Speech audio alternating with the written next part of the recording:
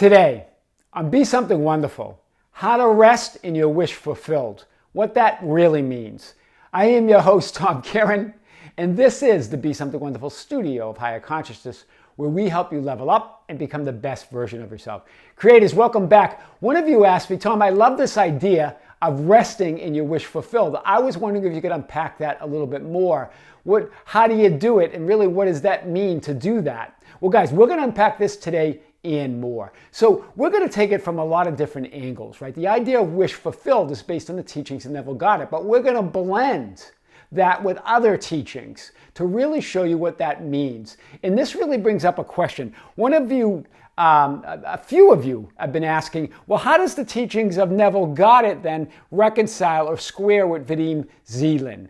Or Abraham Hicks with Dr. Joe Dispenza, etc. These have been questions. And one of you asked a great question on the channel based on our previous lesson of talking about how reality or infinite, or ultimate reality represents an infinite number of film rolls or scripts.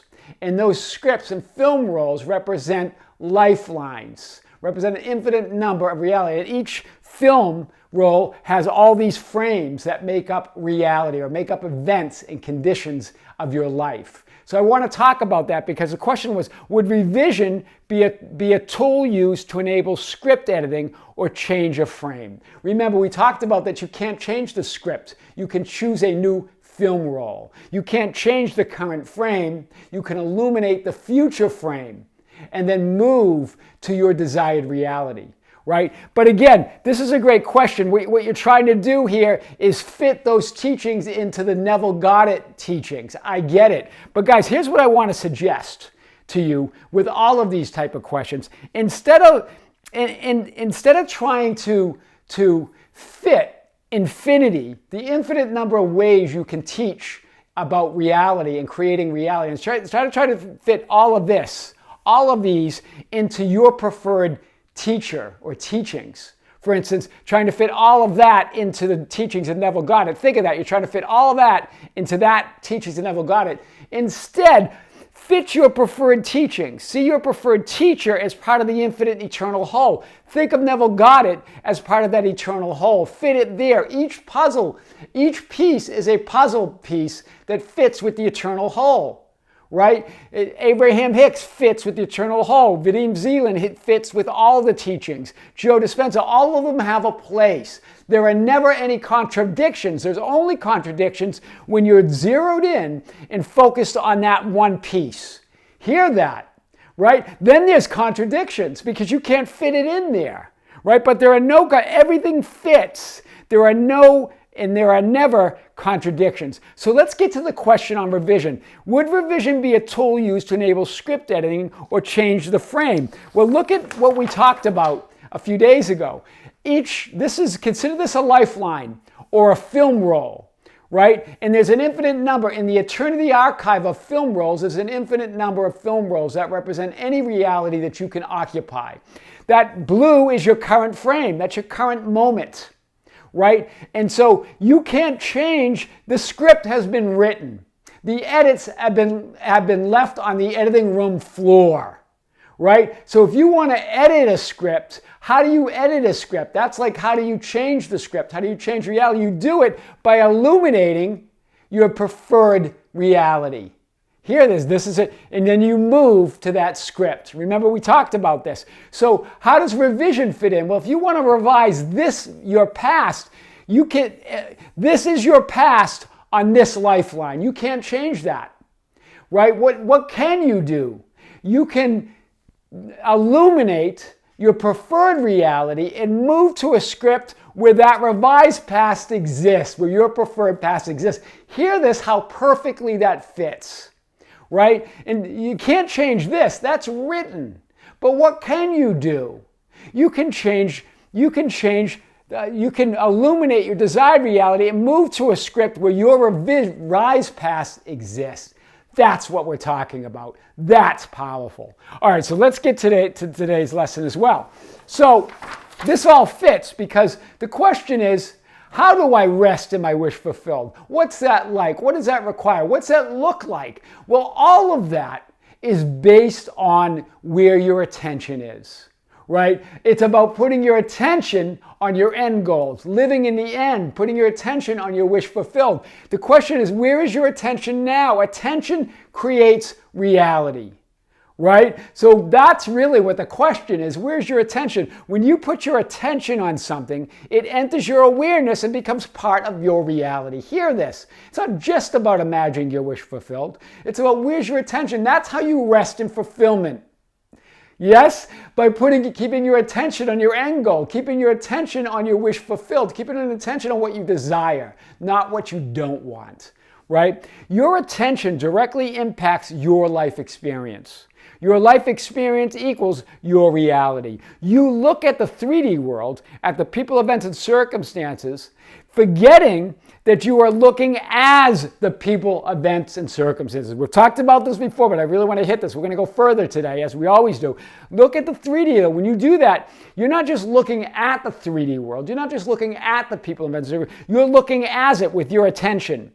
You are source of what you're looking for and looking at. Big starting point. You are source of what you're looking for and looking at. Let's go on. One of the most powerful creative tools is your ability to focus and freely move your attention on the wanted and desired realities. That's the most powerful thing you can do, moving your attention to what you want. Right? Because your attention equals the perception of what you see as real and what you don't see as real. Wow. That's big. What you are not looking at doesn't exist. What you're not looking at does not exist. If you're not looking at it, it doesn't exist. It's not your reality, right? Remember, attention equals awareness equals reality. Your attention and awareness is unlimited.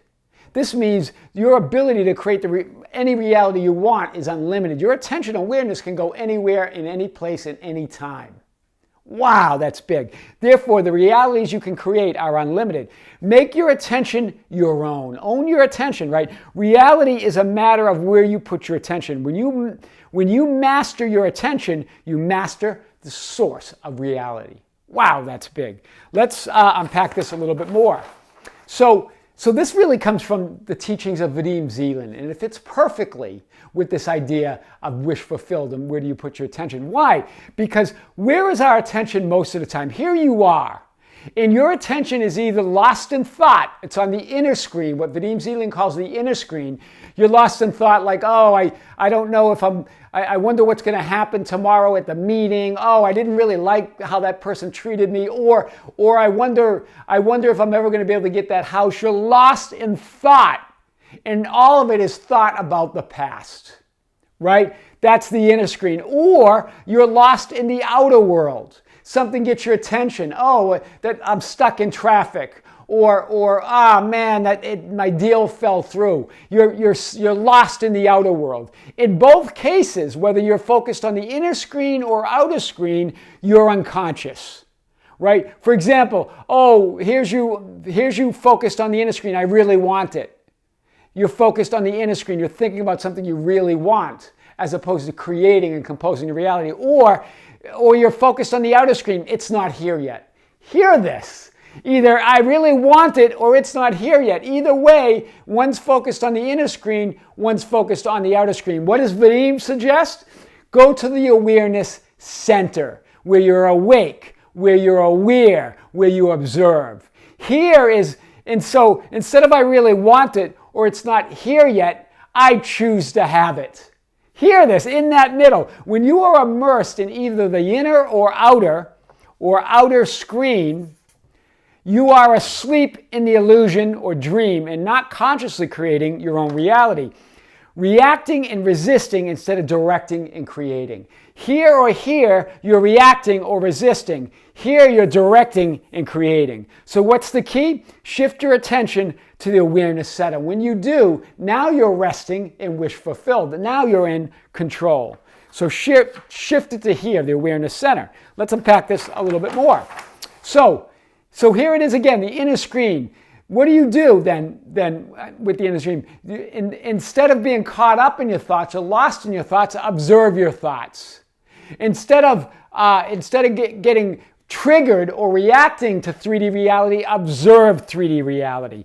Do this, that means you're coming from the center as opposed to being caught up in these screens. You see the difference? You're watching both screens now at the same time. You're observing 3D reality and you're observing your thoughts, not getting owned by either one of them. Wow, that's big. Rest in the awareness center. That is resting in fulfillment. That's what it means. Rest there in fulfillment, right? Instead of I really want it or it's not here yet, I choose to have it and I choose to be it.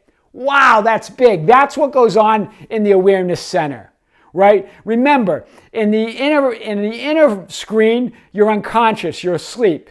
In the outer screen, you're unconscious, you're asleep. When you're in the center, you're conscious, you're awake, and you're aware, right? Wow, that's big. Do you see that, guys? I choose to have it. I choose to be it. Now you're no longer trapped or caught in the outer and inner screen. Wow, that's big.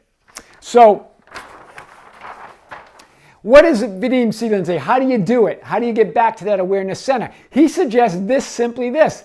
Whenever you're out and about or whenever you're doing anything, I see myself and I see reality. That wakes you up immediately. You become conscious. It's to bring yourself to awareness in every moment, right? He calls it going for a stroll in the waking dream, right? He calls 3D reality the waking dream, right? And then your dreams, when you go to sleep at night and you dream, that's your a sleep dream, right?